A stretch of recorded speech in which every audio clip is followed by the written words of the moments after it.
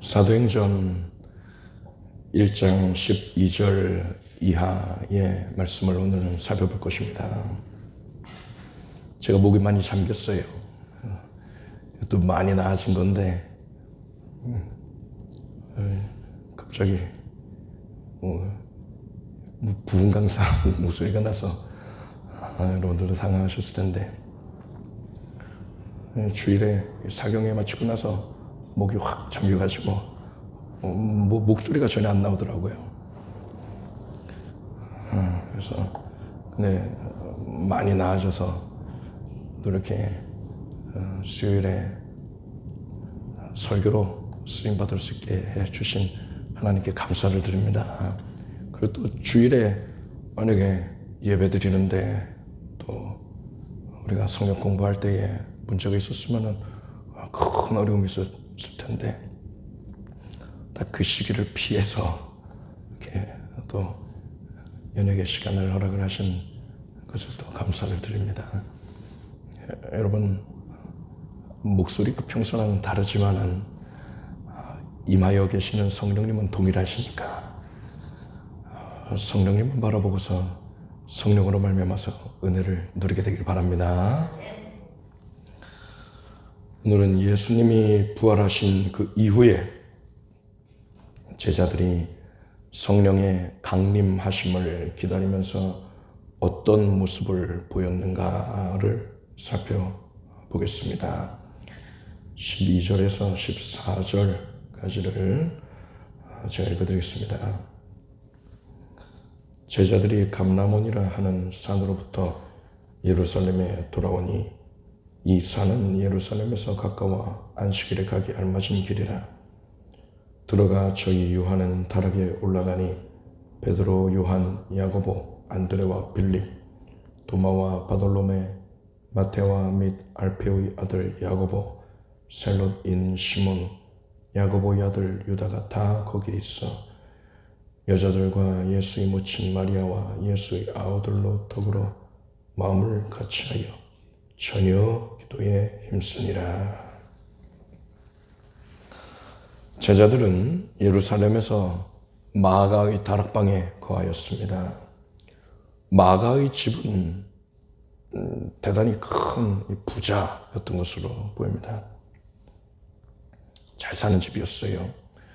그래서 다락방이라고 하면은 우리가 흔히 협소한 장소를 떠올리곤 하는데, 그게 아니라 넓은 집에 2층 전체를 뜻하는 그런 의미라고 보시면 됩니다.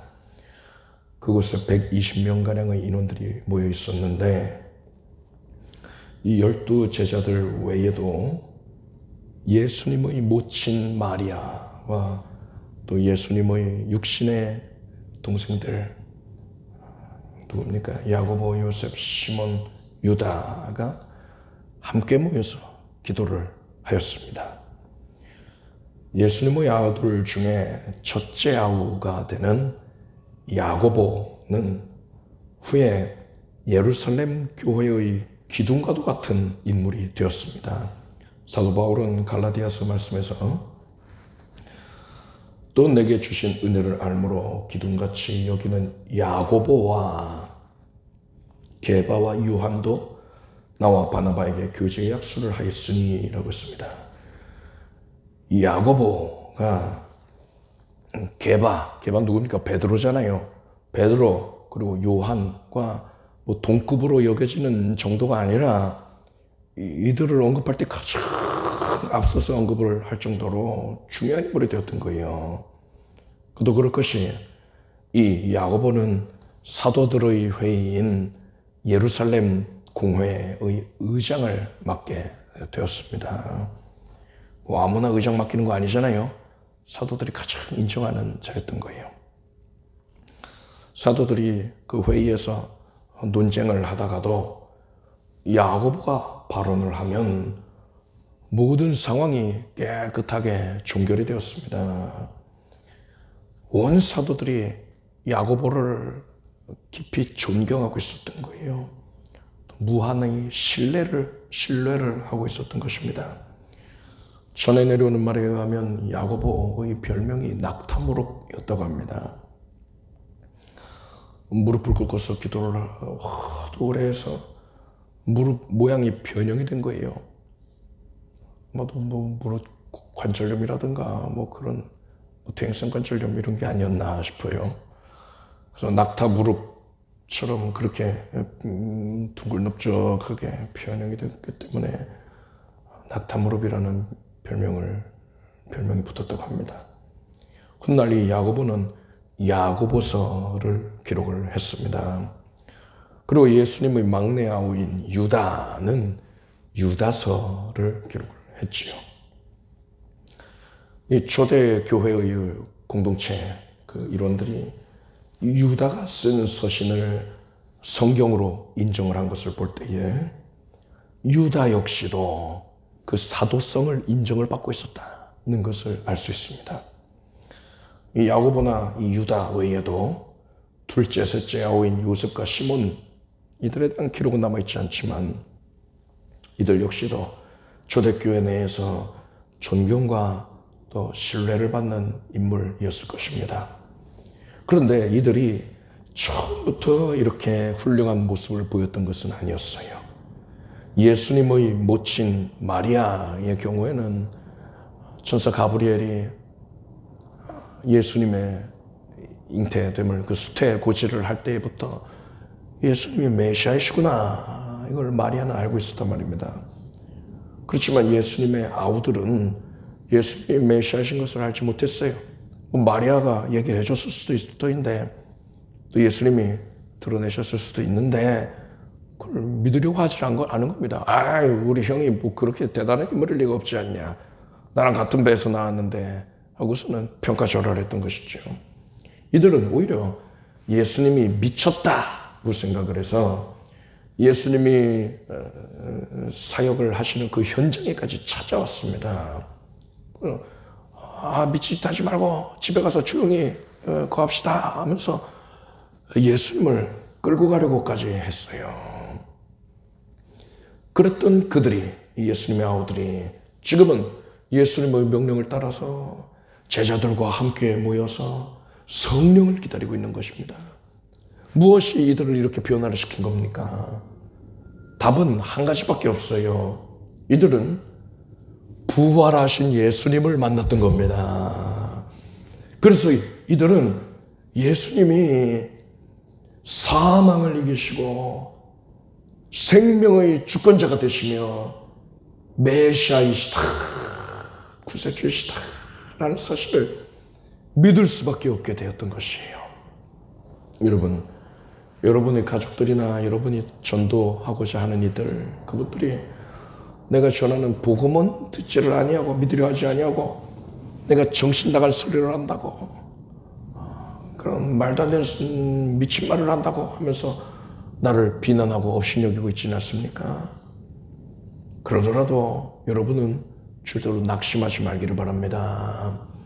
하나님께서는 얼마든지 그들을 이 야고보처럼 또 유다처럼 그들의 신앙을 급격하게 성장시키실 수가 있는 겁니다. 훗날에는 내가 오히려 그들의 신앙을 우러러보고 그들을 존경하고 그들에게 또 배우고자 할 수도 있는 거예요. 얼마든지 그게 가능합니다. 여러분, 어떻게 하면 그런 변화가 생긴다고 했습니까? 그들이 부활하신 예수 그리스도를 만나기만 하면 되는 거예요. 그게 전부입니다. 예수님께서는 그들을 만나주시기 위해서 다양한 방법들을 사용하실 수 있습니다. 사도 바울의 경우에는 그가 기독교인들을 잡으러 다메섹으로 달려가고 있는데 그 다메섹 도상에서 정오해보다도 찬란한 빛 가운데 예수께서 임하셨습니다. 신비체험을 하게 해주셨던 것이죠. 신비체험을 통해서 사도 바울은 예수님을 만났던 거예요. 그뿐 아니라 그 외에도 그들은 다른 매개체를 통해서도 예수를 만날 수도 있습니다. 대표적으로 복음을 전하고 있는 바로 여러분을 통하여서 그들이 여러분을 대할 때에 성령께서 강하게 감동하시고 그의 마음을 뒤흔들어 놓으셔서 그 사람이 내 안에 거하고 계시는 예수님을 인식하고 만날 수 있는 거예요. 그 어떤 방법이 됐든 간에 부활하신 예수께서 그들을 만나주시기만 하면 그들은 변화가 됩니다. 따라서 여러분 주위에 믿지 아니하는 이들을 대할 때에 절대로 무슨 일이 있다 하더라도 낙심하지 말고 오히려 그들이 훗날 야고보와 또 유다처럼 이렇게 변화가 될 것을 믿음의 눈을 가지고서 바라보길 바랍니다.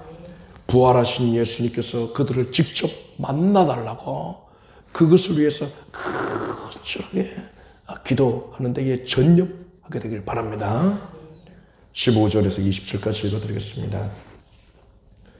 모인 무리의 수가 한 120명이나 되더라.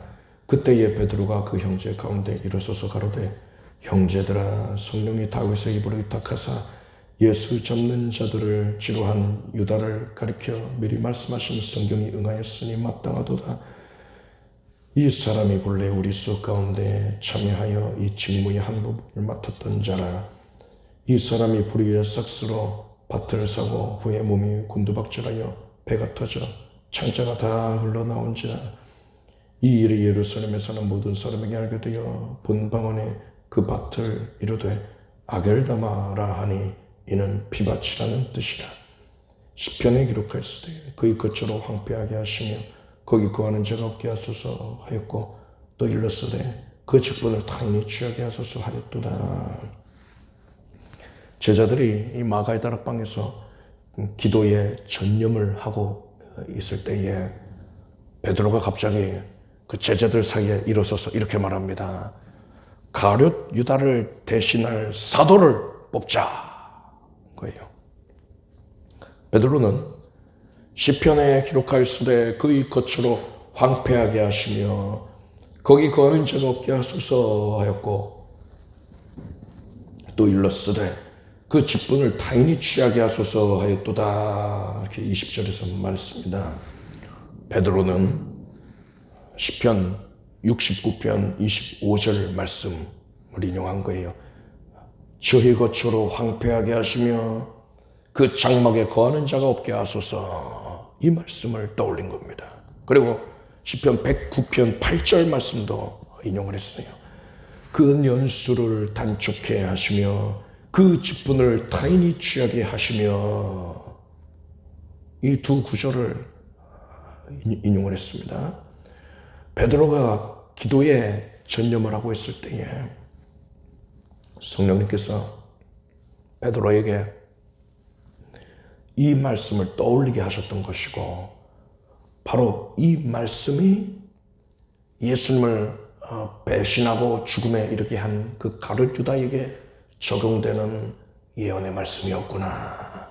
이것을 베드로가 깨닫게 해주셨던 것입니다. 그의 거처로 황폐케 하신다라는 말씀은 이미 성취가 됐어요. 베드로가 이 말을 할 그 당시 성취가 됐습니다. 가룟 유다가 죽은 그 땅이 묘지가 됨으로써 이루어졌습니다. 이 사건에 대한 자세한 기록은 방금 우리가 읽은 사도행전에 나오고 있고 또 마태복음 27장에도 나옵니다. 그런데 우리가 읽은 사도행전의 이 대목과 가룟 유다의 죽음에 대한 이 대목과 마태복음 27장에 기록된 내용과 다소 차이가 있어요. 앞뒤가 안 맞는 것 같습니다. 서로 아구가 안 맞는 것 같아요. 그래서 믿음 없는 사람들은 이러한 부분들을 언급하면서 성경의 무호성을 의심하기도 합니다. 성경은 하나님 말씀에서 흠이 없다면서, 근데 이렇게 잘못되어 있잖아, 이렇게 따지려 드는 것이죠. 근데 그렇게 생각할 게 아니에요. 성경은 일체에 흠결이 없습니다. 하나님의 말씀이기 때문입니다. 그런 입장에서 이 말씀을 보면은 수월하게 이해를 할 수 있습니다. 보십시오. 마태복음 27장에 나오는 그 내용을 보면 가룟 유다가 예수님을 팔았던 것을 후회를 합니다. 은 30을 받고 예수님을 대제사장에게 팔아넘겼는데 자기가 잘못한 것 같은 거예요. 그래서 이 은 30을 도로 가져다가 대제사장들에게 돌려주려고 합니다. 그런데 그들이 받지를 않았어요. 그러자 유다가 이 은을 성소에다가 던져 넣습니다. 거룩한 성소에 던지고 가버렸어요. 이 대제사장들은 이 돈은 사람을, 그러니까 예수를 죽이라고 내어주고서 그 대가로서 받은 돈이 아니냐. 그러니까 핏값이 아니냐. 그러니 이 돈을 헌금함에 넣을 수는 없다. 이 돈을 성전 헌금에 포함시키는 건 안 된다. 부정한 돈이다. 이렇게 생각했어요. 그래서 이때 제사장들이 의논을 한 끝에 이 돈으로 토기장이의 밭을 사서 나그네의 묘지로 삼았습니다. 토기장이의 밭이라는 건 토기장이가 이제 진흙을 채취할 때 쓰는 그런 밭인데 어느 정도 그 흙을 채취하고 나면 더 이상 자기가 원하는 흙이 안 나온단 말이죠. 그래서 그 밭을 사용을 안 하고 있는 겁니다. 그러니까 헐값에 파는 그런 땅이 된 거예요.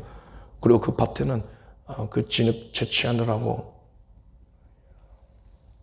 또 흙을 채취하느라고 여기저기 구덩이가 파져 있단 말입니다. 그렇게 구덩이가 파져 있고 울퉁불퉁한 그런 굉장히 가치가 크게 떨어지는 땅입니다. 토기장의 땅이라는 것은. 그런데 나그네들, 그러니까는 예루살렘의 절기를 지키기 위해서 세계 각지에서 유대인들이 찾아오지 않습니까? 찾아왔는데 뭐 병들어서 예루살렘에서 죽을 수도 있는 거예요. 아니면 뭐 사고가 나서 죽을 수도 있는 것이고 여러 가지 이유들로 수많은 유대인들이 예루살렘에 찾아왔다가 찾아온 사람들 중에 예루살렘에서 죽는 자들이 많이 생기는 겁니다. 그런 경우에 그 시신을 처리하는 게 굉장히 어려움이 있었단 말이지요. 그래서 그러한 자들을 위한 묘지를 만든 겁니다. 그게 이제 나그네의 묘지가 되는 것이죠. 대제사장들은 이 밭을 핏값으로 받은 그 돈으로 산 것이니까 이 밭을 가리켜서 피밭이라고 불렀습니다. 아겔다마라고 부른 거예요. 그런데 사도행전을 보니까 방금 본 말씀을 보면은 이 사람이 불의의 싹스로 밭을 사고 했잖아요. 그러니까 가룟 유다가 산 것처럼 나와 있습니다. 18절에 그렇게 나와 있단 말이죠. 아니 대제사장들이 샀는데 왜 가룟 유다가 산 것처럼 묘사를 한 겁니까? 이것은 이 밭을 산 돈의 실소유자가 가룟 유다였다라는 것을 강조하는 표현인 겁니다. 이 내용을 계속해서 살펴보자면 사도행전을 보면 유다가 성전에서 나와서 스스로 목을 메어 죽었는데 몸이 곤두박질해서 배가 터져서 창자가 다 흘러나왔다라고 했습니다. 아마도 유다가 높은 나뭇가지에 목을 메고서 죽었는데 이 나뭇가지가 부러진 것 같아요. 그래서 그 시신이 땅에 떨어졌어요. 이때에 날카로운 바위와 같이 그렇게 뾰족한 것에 아니면 나뭇가지 같은 것에 이 시신의 배가 찢겨진 것으로 보입니다. 물론 일반적인 경우에는 사람이 뭐 날카로운 바위에 찔린다든가 나뭇가지에 찔린다든가 하면 말 그대로 배에 깊숙이 이게 찔리는 것이죠. 그런데 여러분 짐승의 사체를 보면은 그것이 햇볕 아래서 오랫동안 방치가 되면 배가 부풀어 오릅니다. 왜 그러느냐? 내장이 부패가 되면서 가스가 발생한 거예요. 그래서 바닷가에 뭐 해안가에 고래가 죽은 거 보면은 배가 빵빵하게 부풀어 있잖아요. 그거를 처리하겠다고 제가 어떤 영상을 보니까 어떤 사람이 처리하고자 하는 사람이 고래의 배 그쪽에다가 폭탄을 설치하고서는 뻥 터뜨렸어요. 그러면은 뭐 주변에 고래 사체가 부서질 테니까 그걸 치면 되겠다. 고래가 너무 무거워서 옮기기 힘드니까 그렇게 되겠다 하는데 폭탄을 터뜨렸더니 어떻게 되냐. 아주 멀리 있는 곳에까지 이 고래 사체가 퍼져나가게 됐단 말이에요. 왜 그러냐. 그 안에 가스가 가득 차 있었기 때문에 그 가스에 불이 붙어가지고 완전히 거대한 폭탄이 된 거예요. 그래서 마을 하나가 그냥 고래 사체로 뒤덮였다 합니다. 그래서 죽으면은 부패가 돼서 햇빛을 또 받으면은 더 빨리 부패가 돼서 배가 빵빵해지는데 그 상태에서 시신이 떨어지면서 날카로운 곳에 부딪혔을 때 북 찢겨나가면서 배가 펑 터지면서 그 창자가 산지 사방으로 흩어진 거예요. 그리고 유다가 떨어진 그 땅은 피범벅이 된 겁니다. 그런데 그 땅이 바로 토기장이의 땅이었던 거예요. 대제사장은 토기장에게서 바로 그 땅을 매입을 하여서 나그네의 묘지로 삼고는 이건 피값으로 산 밭이잖아. 그러니까 피밭이다. 그래서 자기들끼리는 그런 의미에서 피밭이라고 부른 겁니다.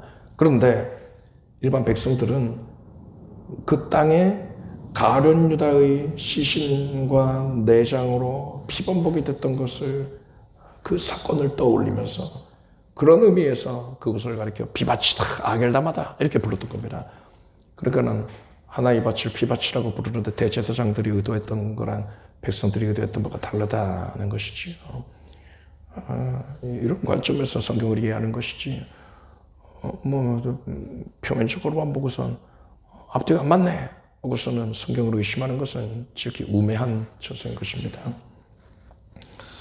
이렇게 가룟 유다가 죽은 장소는 나그네의 묘지가 되었고 피밭이라고 불렸습니다. 이곳을 밭이라고 부른 것을 볼 때에 이곳에 조성된 묘지들은 예수님의 무덤처럼 굴을 파서 바위에 굴을 파서 매장하는 방식이 아니었다. 유대인들이 또한 땅을 파서 묻는 그런 평토장 방식으로 장사를 지니기도 했거든요.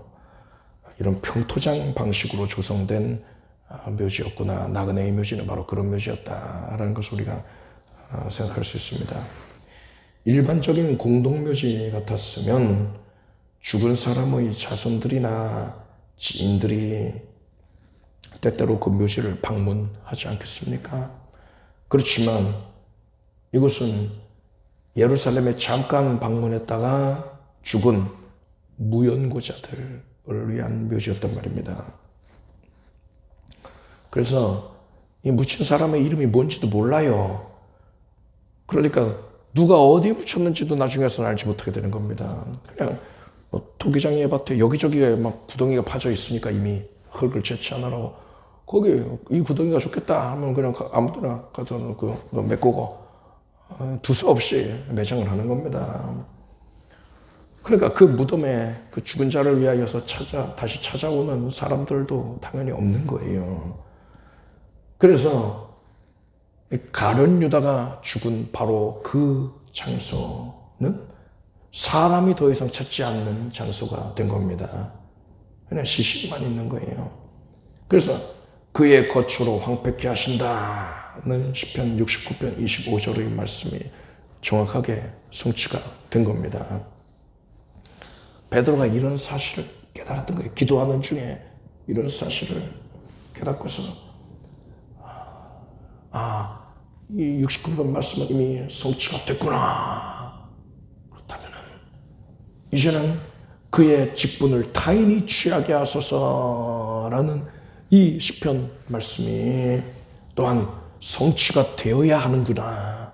이것을 알았단 말입니다. 그래서 베드로는 제자들에게 새로운 사도를 뽑자라고 말을 한 겁니다. 이건 절대로 베드로 개인의 생각이 아니었습니다. 내가 생각에는 그게 좋을 것 같아. 이게 아니었어요.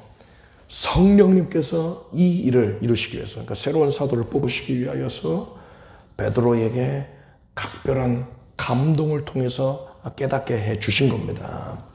여기서 여러분은 베드로가 인용한 말씀 시편 69편과 또 109편 말씀을 베드로가 이미 알고 있었다는 사실을 주목하길 바랍니다.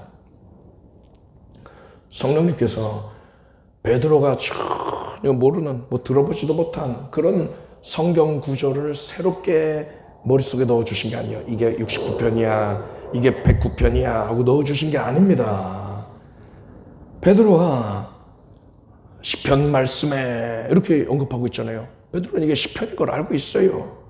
이걸 볼 때 베드로는 이미 이 말씀들을 익숙하게 알고 있었던 겁니다. 성령님께서는 베드로에게 감동을 주시기 위해서 베드로가 이미 익숙하게 알고 있는 말씀, 그의 내면에 이미 각인이 되어 있었던 그 말씀을 수면 위로 떠오르게 한 겁니다. 그것이 생각나게 해주신 거예요. 그리고 그 순간에 그 말씀이 깨달아지게 해주셨고 그것이 적용이 되어지게 해주신 겁니다. 따라서 우리가 하나님의 뜻을 깨닫고 하나님의 일에 쓰임받기를 원한다면 우리는 반드시 평소에 하나님의 말씀을 가까이 해야만 하는 겁니다. 교회에서 석장식 읽자 하니까 아유 어쩔 수 없이 읽어야겠구나 이런 게 아니라 평소에 우리가 성경을 가까이 하고 읽어 두어야지, 내 마음에 담아 두어야지만 훗날에 성령님께서 나를 깨닫게 해주실 때에, 감동 주실 때에 그 말씀이 내 수면 아래에 있던 말씀이 수면 위로 떠오르게 해주신단 말입니다. 그 말씀이 생각나게 해주시고 그 말씀이 필요한 상황과 환경에 적용이 되게 해주신다는 것입니다. 여러분은 베드로가 그랬듯이 하나님의 말씀을 사모하기를 바랍니다. 그래서 성경을 항상 가까이 하고 말씀을 묵상하고 되뇌어 또한 암송하는 데까지 이르게 되기를 바랍니다. 그래서 말씀을 통해서 하나님의 인도하심을 받는 여러분이 되기를 바랍니다. 예수님께서는 가룟 유다의 배반하는 것에 대해 언급을 하시면서 저는 차라리 나지 아니하는 게 좋을 뻔하였다 이렇게 말씀하셨습니다. 이것을 볼 때에 가룟 유다는 지옥에 간 것이 분명합니다. 그런 가룟 유다가 자살을 하지 않았습니까? 자살을 한 가룟 유다가 지옥에 간 거예요. 그래서 많은 분들이 자살을 하면 지옥 가는구나 이렇게 생각을 하고는 합니다. 여러분도 그런 얘기를 많이 들어오셨을 겁니다. 그래서 당연하게 그렇게 생각을 하고 계셨을 수도 있지요. 그런데 우리는 반드시 이 문제에 대해서 성경은 뭐라고 말씀하고 있는가 이것을 살펴봐야 돼요. 성경은 요한복음 말씀에 하나님이 세상을 이처럼 사랑하사 독생자를 주셨으니 이는 저를 믿는 자마다 멸망치 않고 영생을 얻게 하려 하심이라 했습니다. 따라서 예수님의 대속의 은혜를 믿는 모든 자는 천국에 가는 것이고 믿지 않는 모든 자는 반드시 지옥에 가게 되는 겁니다. 믿으면 천국, 믿지 않으면 지옥인 것이지 그 외에 천국에 가고 또 지옥에 가게 만드는 다른 분별의 기준이라든가 조건은 애초에 존재하지 않는 겁니다.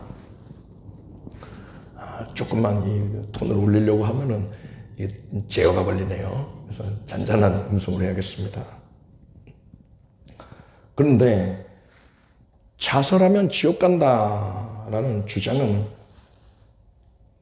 예수를 믿더라도 자살하는 죄를 범하면 지옥 가게 된다 이 말과 같은 거 아닙니까? 이것은 구원에 이르기 위해서는 예수 믿는 믿음을 가지고 그 위에서 자살하는 죄를 범하지 아니하는 행위를 더해야 된다. 이런 주장과 동일한 거예요. 그렇지만 사람이 행위로는 절대로 하나님 앞에서 의롭다함을 얻을 수 없다는 걸 우리가 잘 알고 있지 않습니까? 자살하면 지옥 간다, 이렇게 생각하는 분들이 주로 사용하는 논리 중에 이런 게 있어요. 사람이 회개를 하지 못하면 죄사함을 받지를 못하는데, 그래서 천국 들어갈 수가 없는데, 자살을 하면은 자살한 그 죄에 대해서 회개할 시간이 없지 않느냐, 그러니 천국에 갈 수가 없는 것이다, 이렇게 얘기를 하는 겁니다. 그리고 이런 주장을 하는 분들 중에는 또 이렇게 말하는 것도 좀 들어봤어요. 사람이 갑작스럽게 죽으면 회개를 할 시간이 없어서 천국에 가지 못하게 되니까 하나님께서 성도는 절대로 갑자기 죽지 않게 하신다. 반드시 회개할 시간적인 여유를 주신 후에 그런 다음에 데려가신다 하면서 성도는 절대로 급살당하지 않습니다, 믿으십니까? 아멘 하면 이걸 강요를 하더라고요. 여러분, 뭐 이런 주장에도 유익한 점은 있어요.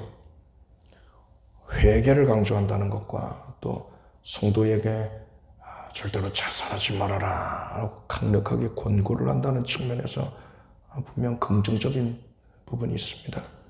그렇지만 이런 생각은 올바른 구원관을 갖는 데에는 장애로 작용을 하기도 합니다. 물론 이런 주장을 하는 분들에게 뭐 그런 악한 의도가 전혀 없었다는 것은 잘 알고 있지요.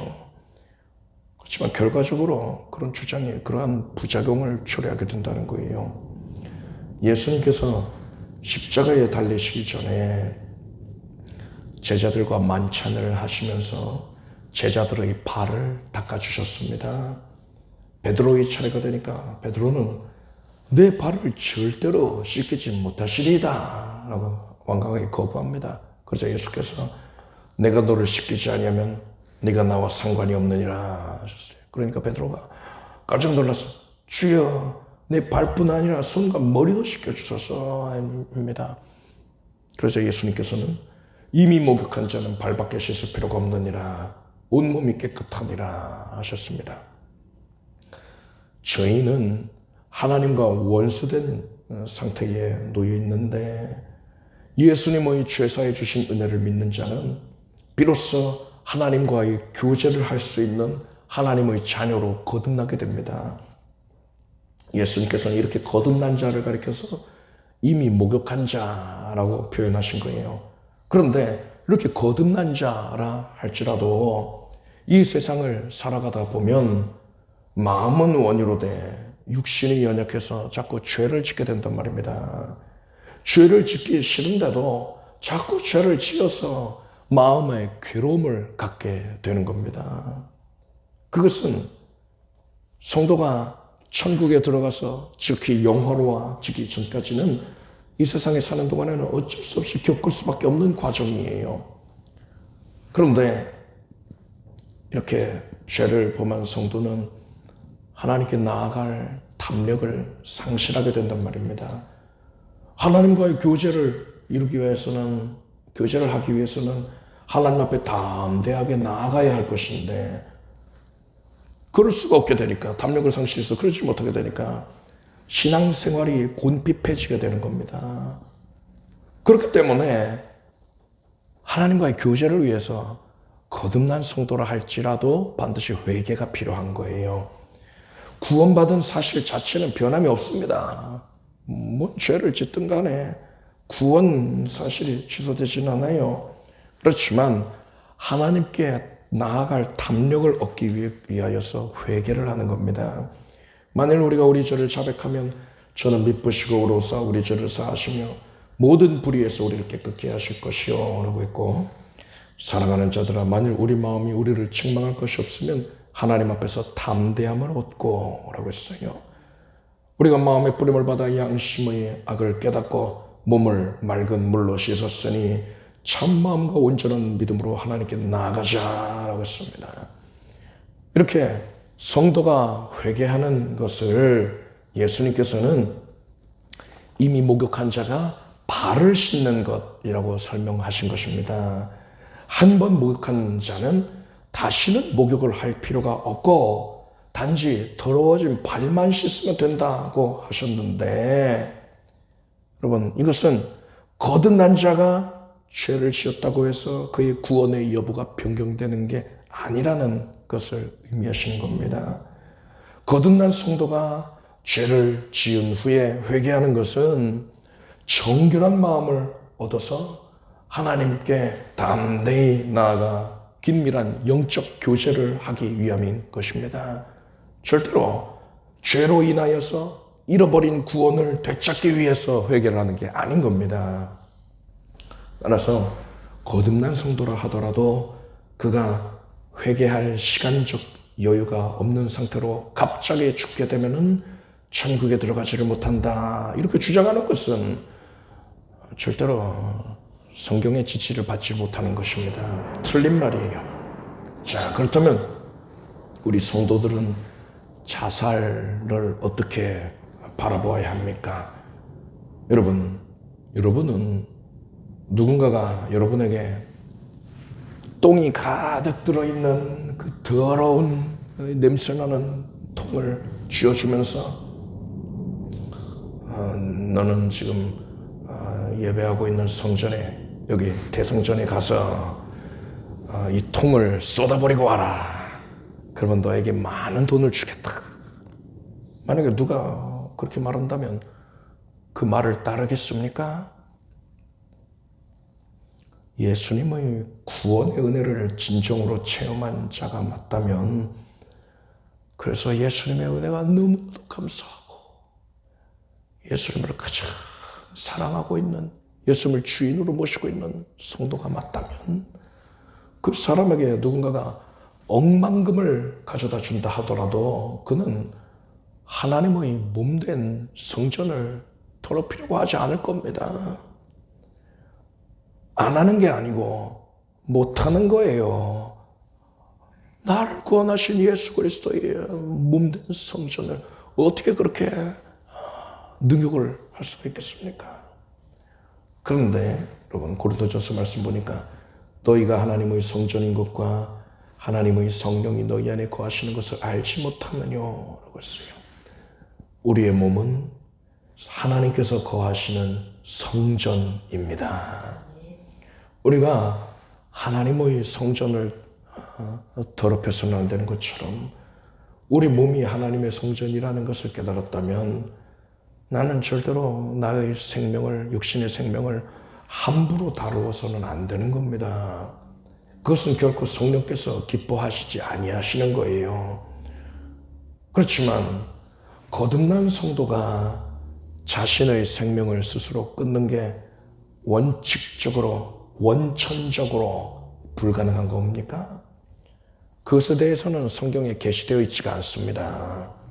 그리고 이 자살한 사람이 생전에 정녕 구원받을 만한 믿음을 갖고 있었는지 그것이 아닌지는 오직 하나님만 알고 계시단 말이에요. 따라서 거듭난 자가 자살하는 것이 가능한지 불가능한지는 우리는 절대로 확언을 할 수 없는 부분입니다. 이 부분을 확정적으로 얘기하려는 것은 자살하면 지옥 가 이런 식으로 확정적으로 얘기하는 것은 기록한 말씀의 범위 밖에 넘어가려는 행위라는 것을 알아야 됩니다. 자, 이제 이 문제에 대해서 결론을 내리겠습니다.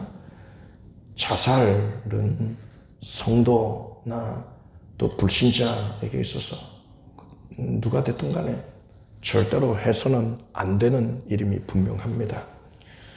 그렇지만 우리는 누군가가 자살을 했다라는 사실만으로 그 사람 지옥 갔네 이런 식으로 함부로 판단을 해서는 또한 안 된다는 거예요.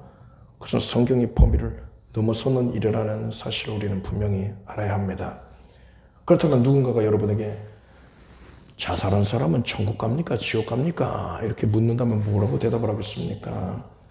앞에서 말씀드렸다시피 예수 믿었으면 천국 가고 믿지 않았으면 지옥 갑니다. 이게 정답인 거예요. 여기에 덧붙여서 예수 믿는 사람이 자살을 하는 게 가능한지 아닌지에 대해서는 성경에 기록되어 있지 않기 때문에 알 수가 없습니다. 오직 하나님만이 아십니다. 이렇게 말할 수 있을 것입니다. 여러분은 모든 일들을 오직 기록된 말씀의 범위 안에서만 생각하고 판단하게 되길 바랍니다. 21절에서 26절까지 읽어드리겠습니다. 이러함으로 요한의 세례로부터 우리 가운데서 올려가신 날까지 주 예수께서 우리 가운데 출입하실 때에 항상 우리와 함께 다니던 사람 중에 하나를 세워 우리로 더불어 예수의 부활하심을 증거할 사람이 되게 하여야 하리라 하거늘. 저희는 두 사람을 전하니 하나는 바사바라고도 하고 별명은 유스도라고 하는 요셉이요 하나는 마띠아라. 제가 기도하여 가로되 무사람의 마음을 아시는 주여 이 두 사람 중에 누가 주의 택하신 바 되어 봉사와 및 사도의 직무를 대신할 자를 보이시옵소서. 유다는 이를 버렸고 제 곳으로 갔나이다 하고 제비 뽑아 마띠아를 얻으니 저가 11 사도유수에 가입하니라. 새로운 사도로 세움을 받기에 적합하다라고 추천을 받은 사람은 바사바라고도 하고 별명은 유스도라고 하는 요셉이요 다른 하나는 마띠아였습니다. 사도들은 제비뽑기를 통해서 둘 중에 마띠아가 하나님의 뜻에 합당한 자구나 해서 그를 사도로 세웠습니다. 이때에 사도들이 제비뽑기를 했다고 해서 오늘날에도 중요한 사안에 대하여서 제비뽑기를 하려고 하는 것은 적절하지가 않습니다. 이 당시에는 성경 66권이 완성되기 이전이었단 말입니다. 그렇지만 오늘날에는 성경 66권이 온전히 완성이 된 시기예요. 그래서 우리는 앞에서 그 베드로의 경우를 헤아리면서 성경 말씀을 사모하고 말씀을 통해서 성령께서 깨달음 주시기를 간구해야 하는 것입니다. 그게 건강한 모습인 거예요. 물론 오늘날에도 성령님께서 우리에게 제비뽑기를 통해서 결정해라 이렇게 만약에 강력하게 감동을 주신다면 성령의 뜻을 밝히신다면 우리는 반드시 그것에 순종을 해야 할 것입니다. 그렇지만 오늘날에 성경이 완성된 오늘날에는 성령님께서 말씀을 깨닫게 하심으로써 말씀을 떠올리게 함으로써 우리에게 감동하시고 하나님의 뜻을 알게 하여 주시기를 기뻐하신다. 이 사실을 여러분께서는 분명히 하시기 바랍니다. 사도로 추천을 받은 사람들의 소개를 보십시오. 2명이 있는데 바사바라고도 하고 별명은 유스도라고 하는 요셉이요 하나는 마띠아라 했어요. 여러분 소개하는 그 비중이 다르지요. 어떤 사람에 대해서는 이 사람은 학력이 어떻고 뭐 무슨 수상 경력이 있고 사람들에게 어떻게 평판을 받고 있고 그래서 별명은 뭐고 이런 식으로 장황하게 설명을 해주고 또 다른 사람에 대해서 이 사람은 이름이 뭐예요? 이렇게만 한다면 여러분 이게 뭘 의미하는 겁니까? 이 바사바 앞에서 언급됐던 바사바는 당시의 제자들 사이에서 크게 인정을 받고 있는 자였던 것 같습니다.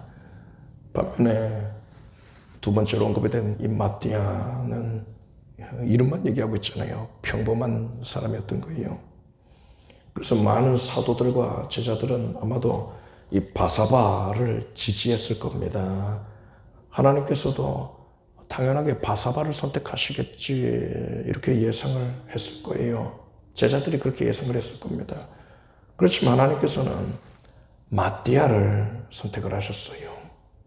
여기서 우리는 하나님의 기준과 사람의 기준이 다르고 하나님의 판단과 사람의 판단이 다를 수 있다. 하나님의 판단을 사람이 측량할 수가 없다라는 사실을 알 수 있습니다. 제자들은 이렇게 자신들이 마음으로 지지하고 있었던 바사바 대신에 마띠아가 뽑혔을 때에 이때 제자들이 어떤 모습을 보였습니까? 불만을 제기하는 자가 없었어요. 여러분 놀랍지 않습니까? 제자들은 그 이전까지만 하더라도 혈기를 부리면서 서로 다투고 자기 주장을 내세우던 자들이 아니었습니까? 자기 뜻을 내세우던 자들이었어요. 그런데 제자들은 이제 하나님의 뜻이 나의 뜻과 다르다 하더라도 기꺼이 순종하는 심령이 되었던 겁니다. 예수님께서 겟세마네 동산에서 아버지여 나의 원대로 마옵시고 아버지의 원대로 하옵소서 이렇게 기도하신 그 고백의 내용이 이제는 제자들도 그것을 고백하게 되었던 겁니다.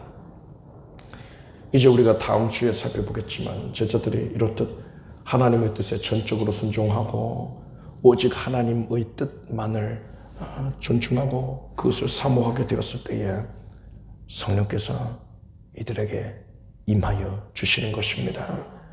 여러분은 하나님의 뜻이 나의 뜻과 다르다 하더라도 하나님의 뜻에 무조건 기쁘게 순종하길 바랍니다. 하나님의 뜻이 옳습니다. 하나님의 뜻이 선한 거예요. 나중에 천국 가보면 알게 됩니다. 여러분 오직 하나님의 뜻만을 나의 뜻으로 삼게 되길 바랍니다. 그래서 범사에 성령의 은혜를 받아서 성령으로 충만하게 되기를 축복합니다. 기도하겠습니다.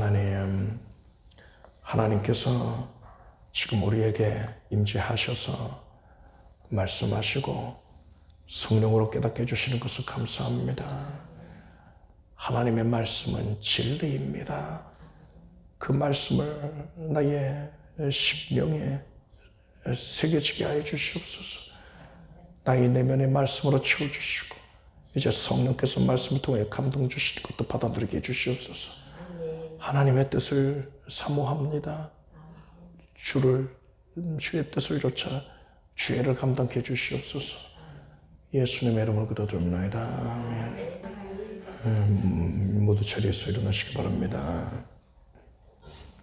가슴에 손을 얹으십시오. 가슴에 손을 얹고 아픈 곳에 손 얹고 간절한 손을 얹고 기도하겠습니다. 하나님 오늘 우리에게 생명을 허락하시고 우리가 하나님께 예배할 수 있는 기쁨 주신 것을 감사합니다. 하나님께서 우리의 연약함 위에 성령으로 뒤덮으셔서 성령께서 드러나셔서 역사하고 계심을 믿습니다. 기록된 말씀을 통해서 성령님의 감동을 받습니다. 하나님의 뜻을 깨닫습니다.